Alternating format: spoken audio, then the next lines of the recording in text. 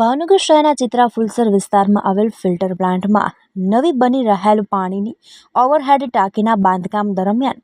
પાણીની ટાંકી પર કામ કરી રહેલ હિતેન્દ્ર યાદવ નામનો પરપ્રાંતીય શ્રમિક યુવાન અકસ્માતે નીચે પટકાતા સ્થળ પર હાજર અન્ય મજદૂરો દ્વારા તેમને તાત્કાલિક ભાવનગર શહેરની સરટી હોસ્પિટલ ખાતે ખસેડવામાં આવેલ, જ્યાં ફરજ પર હાજર તબીબ દ્વારા યુવાનને તપાસીને મૃત જાહેર કર્યો હતો। આ ઘટનાની જાણ વર્તેજ પોલીસને થતાં વર્તેજ પોલીસનું કાફલું ઘટના સ્થળ પર પહોંચી અકસ્માતે મોત અંગેની કાર્યવાહી કરી વધુ તપાસ હાથ ધરી હતી।